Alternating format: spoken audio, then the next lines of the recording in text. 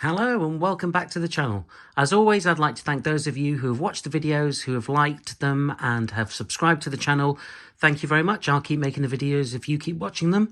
Also, a huge shout out and thank you very much to Sam Daly at Ron Daly Airguns, where I purchased this rifle. It is the Walther LG400 in a limited edition Warren Edwards stock, which has been Zenith tuned by Mr. Nick Murphy. Now, this is my follow-up video on this rifle, and I've got to admit that out of all the rifles I've had for 2023, this is within the top three. I think my top three rifles for 2023 are definitely the Walther LG400, which I'll talk about in a moment, the Red Wolf Silver, or the Red Wolf Ron Daly Target, and also the XTI 50. But back to this. Why do I love this rifle so much? Well, first of all, look at it. It is absolutely gorgeous to look at. This is a definitive head turner and has been whenever I've taken it out to the range. And since I've had it, what I've done is I've removed over here the butt pad, and I've also removed the hamster and attached this elongated metal or polished aluminium plate, courtesy of my friend Steve at Atherton Indoor Range. Thanks, Steve. And believe me, I hassled him to sell me this and he caved in the end. But it really finishes this rifle. From my perspective, I used it for bench rest shooting, and I've used the Seb Neo to shoot off. And it's absolutely superb. I'm going to talk about which pellets I've eventually narrowed it down to, or which group of pellets I think it prefers, and what's this rifle done in terms of the time I've had it. So the day I received it, I couldn't resist, and I basically went to the range and I tested it immediately with what I call my old favourites, which are JSB Exacts 8.44 grain 4.51 at 30 yards. And the groups, I was, okay with the groups, I guess. I mean, if you look at them, they are 5p piece groups, which isn't bad. Apart from that, which I wasn't too happy with. But then they start, I mean, look at that. Same hole. I was pleased with that. Over here.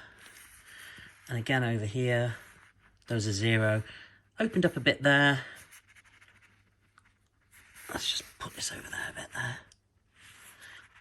Bit open there. Over here. Then, so that, just looking at the back of the card, is what I was getting at 30 yards with 4.51s. You see, then what I decided to do the next day was just do a bit of testing with different pellets. So those are 8.44 JSBs 4.52s. These are QIS domed, 8.48 4.5s. Then the Streamline 9.56 4.49. And then the Barracuda lights, the 9.57. Well, to be fair, those are the FTs, the 4.51s. So let's have a look at these just from this perspective. And okay, again, they are essentially 5 pp's, pretty much all the way. But as I'm moving down, I think you can see where I'm going with this. I'm eventually leaning towards a particular pellet, which is the Barracudas. And sure enough, I stuck with the Barracudas, which, from my perspective, I'm really happy with these particular pellets. So I did a chrono test with them. Bear with me 1 second, I'm just going to run the camera over it over here. So there was a spread of 0.4, standard deviation of 0.1. Overall, it's shooting just at the threshold of 12. from my perspective, I think that is really, really consistent. And then I did their competition, which is the bull run. Now, these are late on, but just from a collection perspective, I kept cards that I didn't submit, just to kind of give you an indication of what this rifle's capable of. I shot, in fairness, a 2.72 with this rifle and came, I think, 9th overall. Again, there was quite a few that got 2.72, but just to show you, this rifle was doing 2.66s and 2.68s all day long. And to be fair, whenever I was going to the range to submit these cards, I was only doing maybe 2 or 3 cards at a time. I know other people were able to do maybe 25 to 30 cards at a time. To be fair, the person who won it was doing that. And I think that given the context of time and using these particular pellets more often, I think definitely this particular rifle will perform that well. I mean, ultimately, this rifle was a head turner in the range. Other people loved having a go of it. In fact, my friend Steve at the range followed up by purchasing his own LG400 in a traditional wooden stock. And we've just been having a great time with them, although he has had a few issues with his. Having said that, he bought his, I think, was used. This one was brand new from Sam. One thing we did want to kind of comment on, which we thought was a very nice feature, was this over here. Now, I'm going to zoom in on it over here just to show you, and I'm going to interlace this with video that we took at the range. Now, this is a very, very nice feature, so that when you cock the rifle, essentially what happens is when you push the pellet probe back, it recognizes there's resistance, and as you push the pellet probe home, there is a little red band that appears that tells you that the rifle is essentially loaded. And then when you discharge or pull the trigger, the red indicator disappears, telling you that the rifle is back in unloaded mode. Now, basically, I can't test that over here now because I've been told not to dry fire this particular rifle, and I don't want to risk essentially damaging it. I don't know. I need to find out why particularly. It could be something related to the stabilizer, but that's something I need to check up with my friend Sam. But ultimately, I thought we thought that was a really nice feature when we looked at that very closely at the range. Another thing that I wanted to talk about was the air cylinder. Now, in fairness, you don't get a massive shot count with this air cylinder. I'm finding that I'm filling it after, to get optimal groups, I'm filling it after each card, and I'm probably shooting around 60 shots with a card.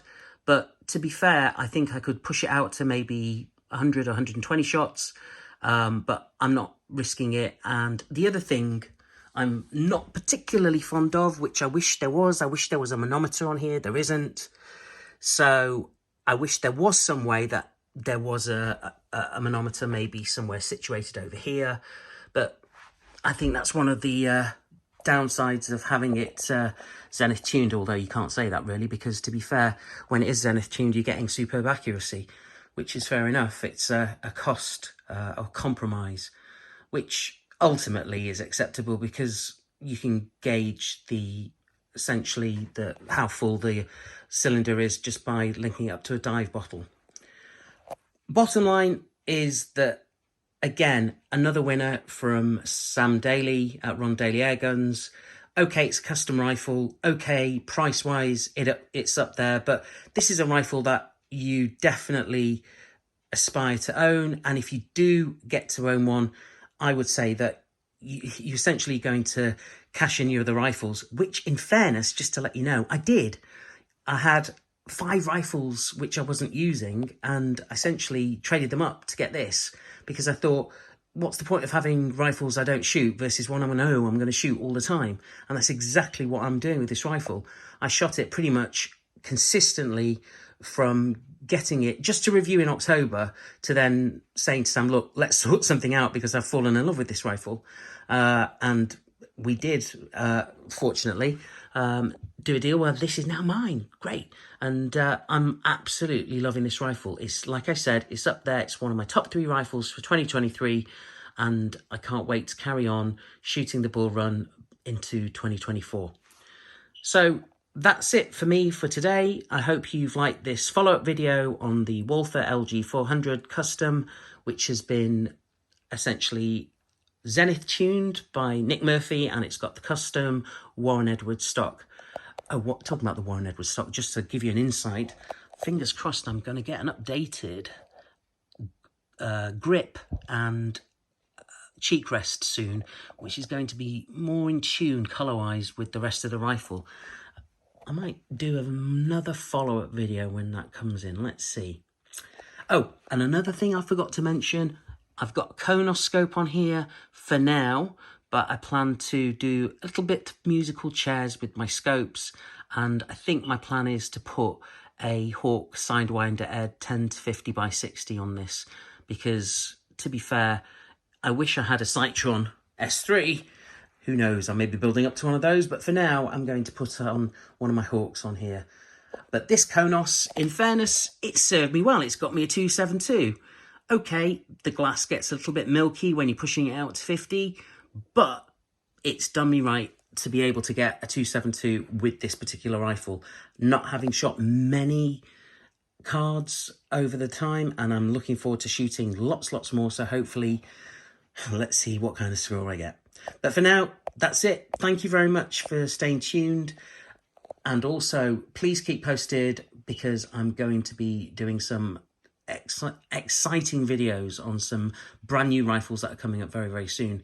Until then, look after yourselves, take care, and thanks for tuning in. Thank you very much. Bye bye.